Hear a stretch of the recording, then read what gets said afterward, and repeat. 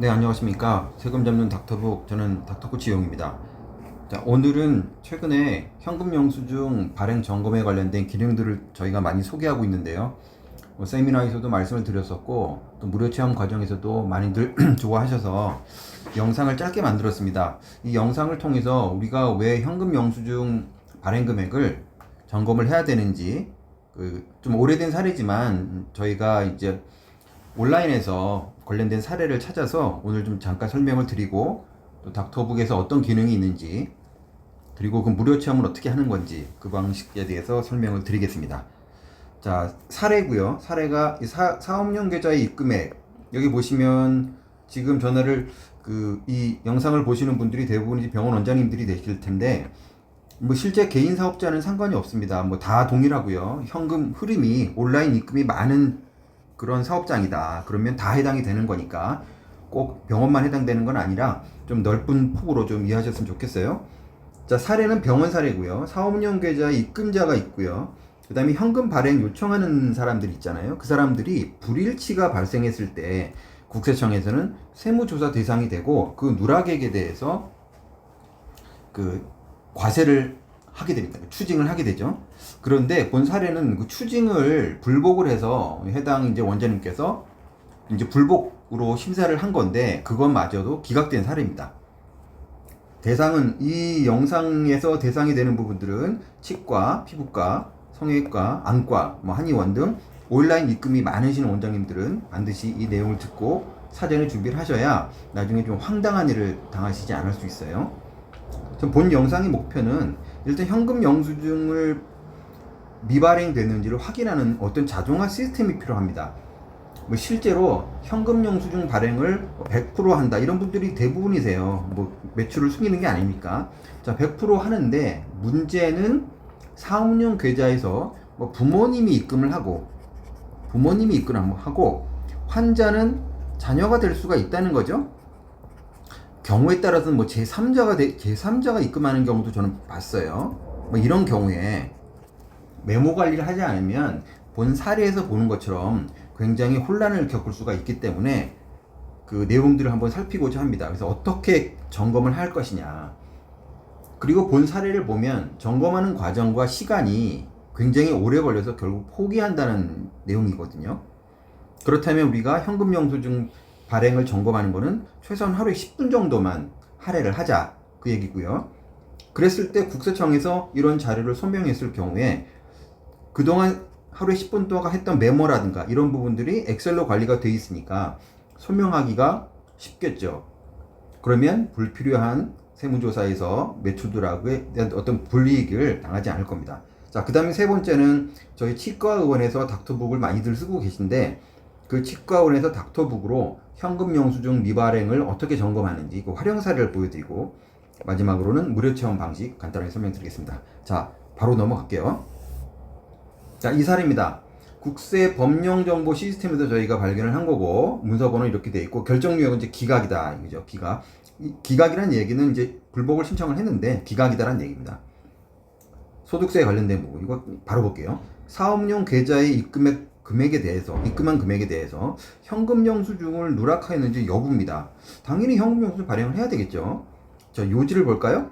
사업용 계좌에 이체 입금된 금액에 대해서 환자의 친인척까지 대사해서 모두 현금 영수증 발급 확인 작업을 거쳤는데, 이 금액에 대해서 병원 측에서 미소명했기 때문에 그 부분을 매출두라고 해서 하는 부가세 처분은 정당하다, 이렇게 해서 기각이 난 케이스예요. 전체적인 정보 시스템에 있는 자료는 다 공유를 하진 않겠습니다. 왜냐하면 이거 시간도 짧고, 하지만 여러분이 요 문서 번호가 있으니까 필요하신 분들은 국세 법령 정보 시스템에서 들어가서 보시면 확인이 가능할 거예요. 저기도 거기 공개된 자료를 사용하는 겁니다. 요지를 보면 이거예요. 사업용 계좌에 입금한 분과 사업용 계좌로 입금을 했죠. 현금 영수증을 발행한 요청자가 다른 경우예요. 다른 경우. 이게 이제 부모지간일 수도 있고 제3자가 일 수도 있죠. 그런 경우에 매출 누락으로 소득세 과세 처분을 한 사례입니다. 좀 다른 얘기 좀 볼까요? 잠깐만요. 자, 중간에 쭉쭉 생략을 하고 필요한 부분만 제가 말씀드릴게요. 자, 처분청에서는 어떤 의견을 줬느냐면, 쭉 읽어보시면 사업용 계좌의 입금 내역에 대해서 현금 영수증 발급 검토를 하는 과정에서 확보한 인적사항으로 뭐 친인척까지 다 조회를 했다. 이게 무슨 뜻이냐면 입금한 사람하고 발행 요청자가 현역 요청자가 다른 경우에 일치한 경우에 우리가 어떤 확보하고는 국세청에서 확보하고는 인적사항으로 다 검사를 했다. 그 뜻이에요. 그래서 보면 사업용 계좌로 입금 이체된 금액이 이제 130억 정도 되는 것 중에서 현금 영수증을 발급하지 아니한 게 3억 4천 정도가 된다. 이게 누락으로 확인이 된 것이다.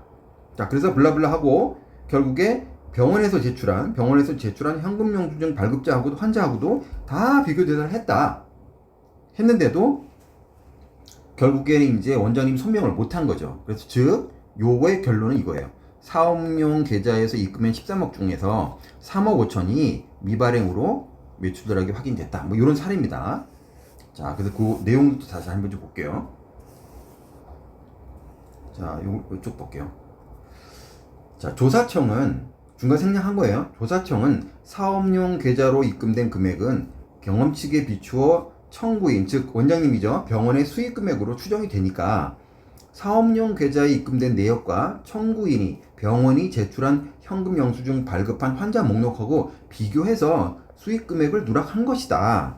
그렇기 때문에 여기 보시면 입금된 금액이 환자 또는 환자의 가족 명의가 아닌 타인 명의로 입금됐다는 거예요. 입금되었고 현금 영수증이 발급됐던 사실은 뭐 일반적인 어쩌고저쩌고 해서 청구인, 즉 원장님이 이것을 입증해야 하나 구체적이고 객관적인 증빙 없이 계속 주장만 하고 있다. 이런 식입니다. 결국에는 평상시에 현금 영수증 관리를 하지 못하면 당황스러울 수밖에 없잖아요. 일단 이런 분들이 많으세요.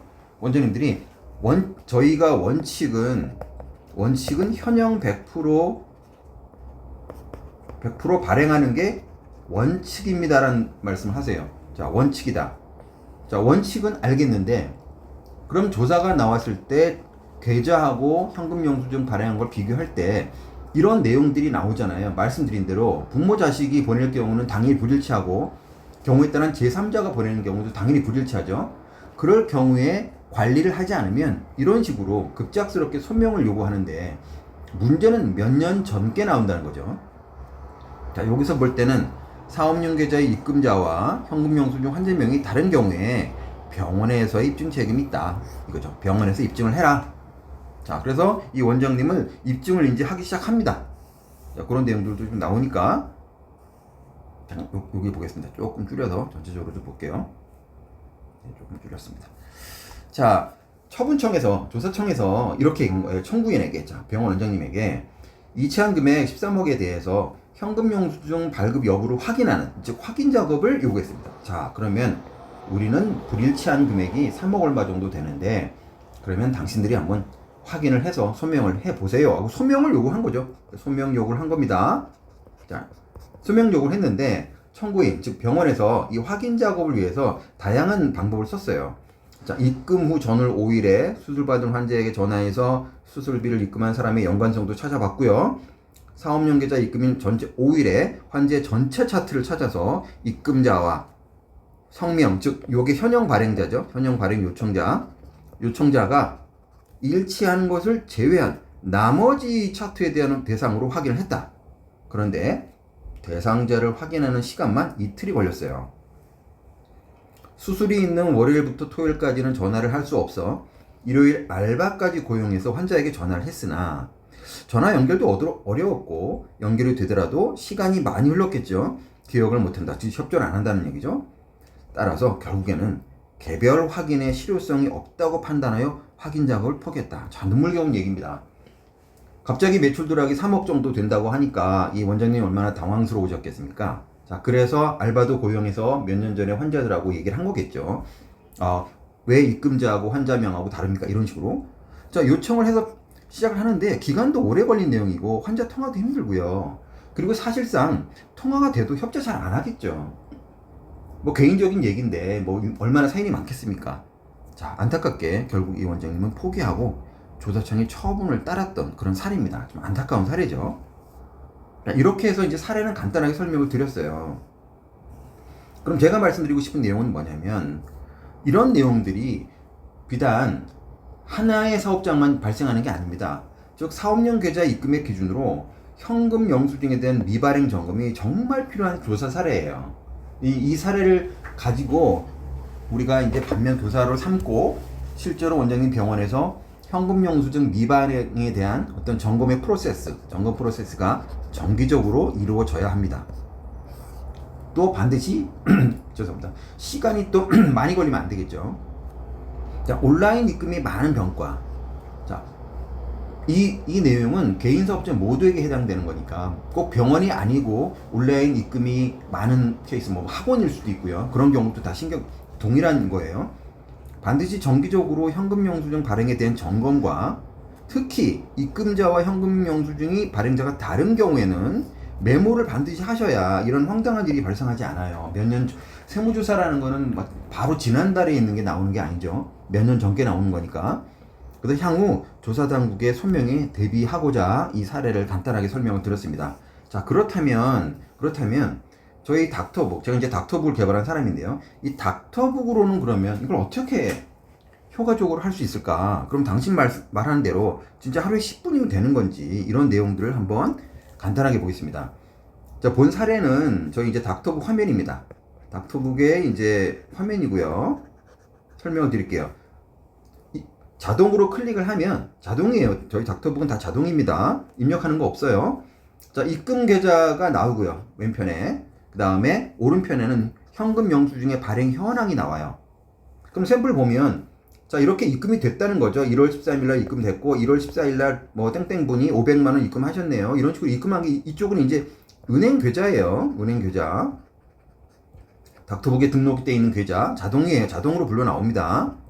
자, 이쪽은 홈택스예요. 홈택스. 역시 자동으로 다 나옵니다. 그럼 여기서 특징이 어떤 게 있냐면 이분 같은 경우 보면 1월 14일날 500만원을 입금하셨는데 현금 영수증은 보니까 1, 2, 3, 4 즉 이 치과 같은 경우는 이 500만원을 현금 영수증을 발행을 하시긴 하셨는데 국세청 자진 발급을 한 거예요. 무슨 뜻이냐? 환자가 요청을 하지 않은 거죠. 현금 영수증 발행하지 않겠습니다. 이런 식으로. 자, 어찌 되었든 양쪽이 일치하면 이제 저희가 체크박스를 하고 별도로 저장하는 기능인데요. 제가 말씀드리고 싶은 건 바로 두 가지입니다. 첫 번째는 이 받는 자 있죠. 받는 자. 잠깐만요. 안 보이니까. 이 받는 자는요. 현금 영수증을 발행한 요청자라고 이제 저희가 표현을 하는데 저희 닥터북 용어니까 신경 쓰지 마시고 어찌됐든 간에 여기에 나오는 거는 현금 영수증 발행 요청자가 나오는데 안타깝게도 요 내용은 홈택스에서는 조회가 불가능해요. 홈택스는 조회가 안 돼요. 이해가 안 가시면 직접 원장님이 그 홈택스를 들어가 보시면 요 내용은 없고 요 내용만 나와 있어요. 즉 수단 몇 번째 뭐 번호죠. 끝자리 번호가 지금 네 자리는 다 개인정보를 해서 빻는데 이 수단이라는 거는 현금 영수증을 발행을 요청할 때 전화번호나 아니면 카드 네 자리 뒷자리 이게 표현되는 거거든요. 그런데 안타깝게 이 받는 자가 안 나와요. 홈택스에서는. 자, 저희가 닥터북을 개발할 때 홈택스에 들어갔더니 이런 정보가 있어서 일단 중요한 현금 영수증 발행 요청자의 정보를 보여드리는 겁니다. 이유는 지금 이런 식으로 국세청에서 조사가 나왔을 때 이 내용을 이걸 모를 경우는 앞에 말씀드렸던 사례처럼 증빙하기가 너무 어렵다는 거죠. 따라서 자동으로 불러옵니다. 자동으로 불러온 다음에 자, 양쪽 비교하는 건 당연히 이제 사람이 해야 되겠죠. 그런데 말씀드린 대로 전날에 온라인 입금한 사람들이 그리 많지 않을 거예요. 그래서 저희는 지금 닥터북 수시는 보통 10분에서 한 20분 정도 소요된다고 말씀하십니다. 요쪽에 메모가 그 메모를 하는 거예요. 뭐 어머니가 보냈다라든가 아니면은 아버님이 보냈다라든가 아니면 금액을 나누어서 몇 번으로 승인 번호가 있다든가 이런 메모를 하는 거죠. 메모를. 그 다음에 마지막에 이제 엑셀 다운로드 받아서 이 내용을 계속 정리를 해두시면 뭐 향후 1, 2년 뒤에 만약에 이 병원에 이 치과에 조사가 나왔다고 하면 최소한 온라인 계좌에 입금한 내용이 매출 누락으로 불리한 추정되거나 간주되는 일은 없을 거란 얘기죠. 자, 그래서 제가 간단하게 일단 그 닥터북의 현금 영수증 발행 기능을 보여드렸고, 물론 이제 이 영상을 보시는 분이 무료 신청을 하시면 다 이제 원장님 병원 데이터로 다 점검을 합니다. 이제 제 영상이 뭐 길어지면 안 돼. 벌써 15분 넘었네요. 자, 보시면 무료 체험은 일단 6214번 4108로 연락을 하시면 돼요. 절차는 간단합니다. 신청을 하시면 저희가 샘플을 보여드리는 게 아니라, 첫 번째로는 원장님이 이제 PC에 닥터북을 설치합니다. 설치하는 거예요. 저희가 뭐 그 데이터 갖고 있는 거 아니에요. 자, 두 번째는 이제 장부, 계좌죠, 계좌하고 홈택스를 등록을 해요. 홈택스를 등록합니다. 이게 끝이에요. 세 번째, 그 다음에 점검하는 거예요. 점검. 그러면 그 실제 무료 체험하면서 실제 원장님의 데이터를 원장님 PC에서 보는 거고, 저희는 그냥 원격으로 그 PC를 보는 거지 데이터를 저희가 가져오는 건 아니에요. 그리고 오해 안 하셔도 되고. 그러면 그 점검의 시간은 글쎄요, 한 닥터북 설치까지 하면 한 3-40분 정도 걸리지 않을까요? 그러면 우리가 원장님이 지금 내가 사업용 계좌에 입금한 내용 중에서 제대로 현금 영수증이 발행이 됐는지 여부를 보실 수가 있고, 만약에 관리가 잘 안 된다 그러면 저희 시스템을 도입하면 통상 하루에 10분 정도면 돼요. 왜? 전날 계좌에 들어온 금액을 확인하면 되니까요. 만약에 매일매일 하는 것도 힘들다 그러면 뭐 일주일 단위로 하셔도 되겠죠. 자, 그런데 제 생각에는 지금 저희 프로그램 쓰시는 병원에서 이 기능들을 대부분 전날 걸 많이 합니다. 그래서 하루에 10분 정도 걸리신다고 하고, 일주일에 1시간 정도면, 자, 원장님의 세금이 착해진다는 얘기는 뭐 의도적으로 줄인다는 뜻은 아니고, 불필요하게 사례에서 봤던 것처럼 매출 누락으로 고생하지는 않으셔도 된다는 거죠. 자, 그래서 오늘 영상을 짧게 만들려고 했는데도 시간이 좀 걸렸고요. 만약에 이 영상을 보시고 무료 체험을 한번 해봐야 되겠다라고 하시면 뭐 가까운 닥터코치 분이나 아니면 저희 그 경영지원팀으로 전화를 주시면 저희가 연결해서 성심성의껏 무료 체험을 하도록 하겠습니다. 감사합니다.